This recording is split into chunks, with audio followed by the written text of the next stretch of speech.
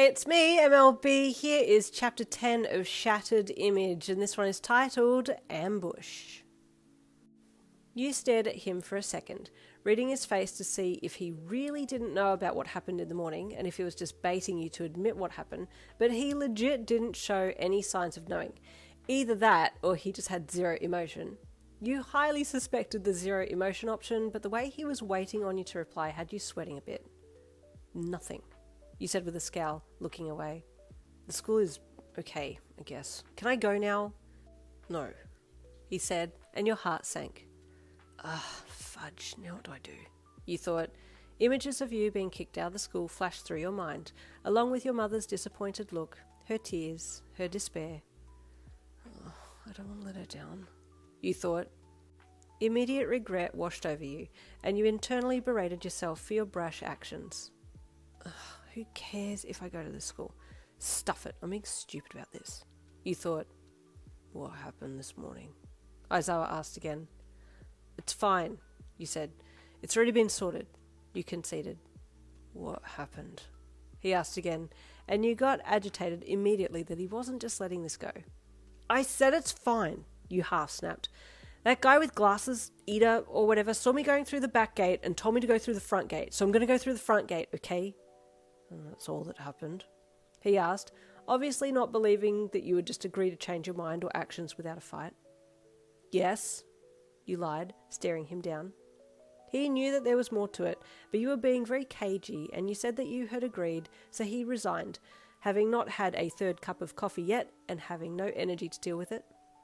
Yes, I do agree with Ida, he said, and you had to lock your eyes onto him to defer the inevitable eye roll that was coming.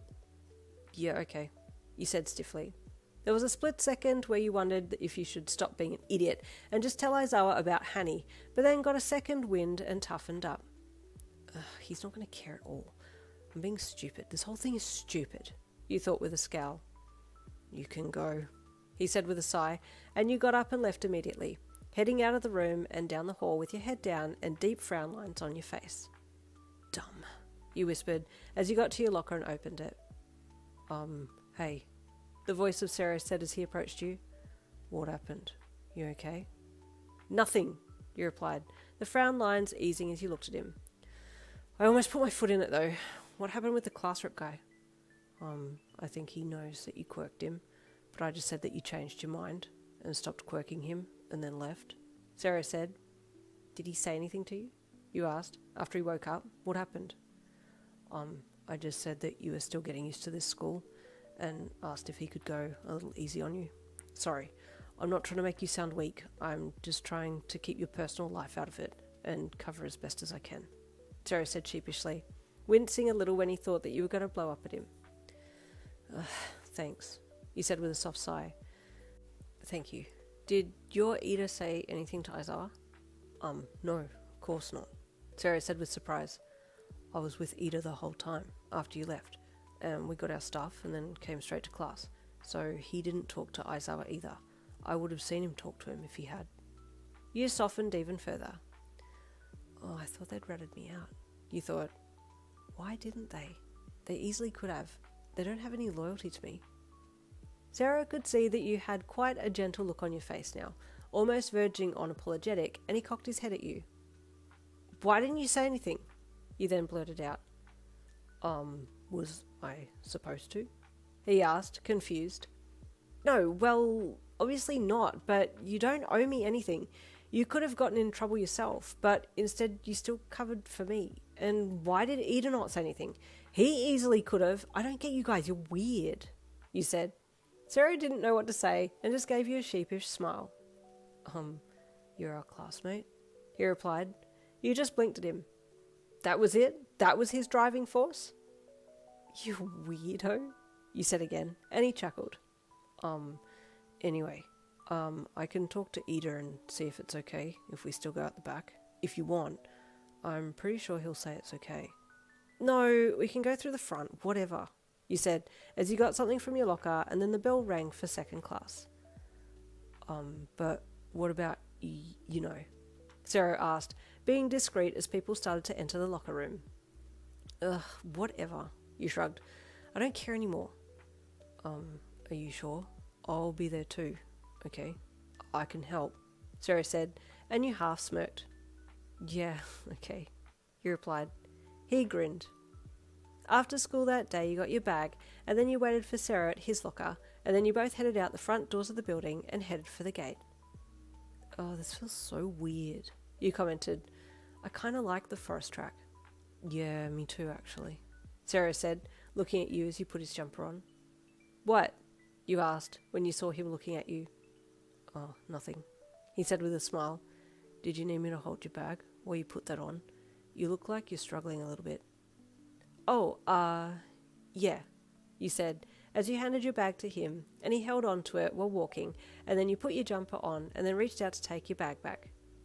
Thanks, you mumbled, as you put it on and stepped out of the gate beside him.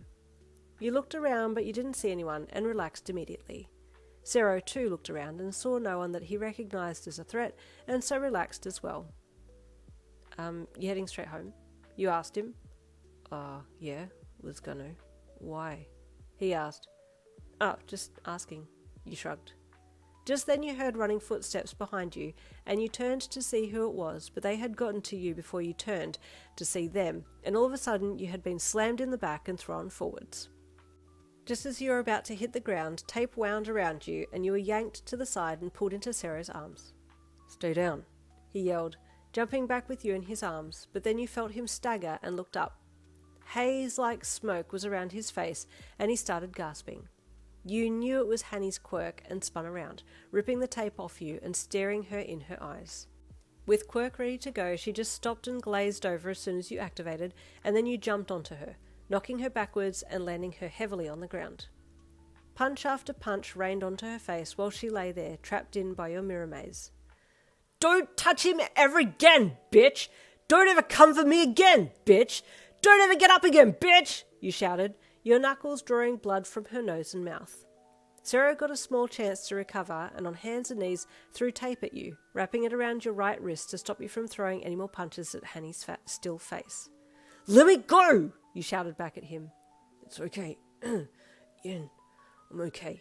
You can stop, he said feebly. You looked at him, panting furiously, your eyes searching his face. You sure you're okay? You panted. Yin! Sero! Another voice called, and you looked up to see Ida charging towards you. Back off! You shouted at him. What happened? He called out as he arrived. Sero, are you okay? He asked when he saw that you were okay, but Sero seemed to be struggling a little bit. He got hit by a quirk, you said. Help him, I'm fine. Ida diverted immediately to Sero's side and crouched beside him. Are you okay? He asked, placing a hand on Sero's back. Sero coughed, his breathing becoming more laboured. Her quirk is poison smoke. She gets the smoke from her vape and she quirks it, you said, pointing to Hanny under you. I've got her sorted. Go and get help for him, you said to Ida. And what about you? Ida asked, looking at you. You stared at him for a second. Was this guy actually asking how you were? Didn't he not like you after this morning? Don't worry about me, I said, you snapped. Get help for Sero.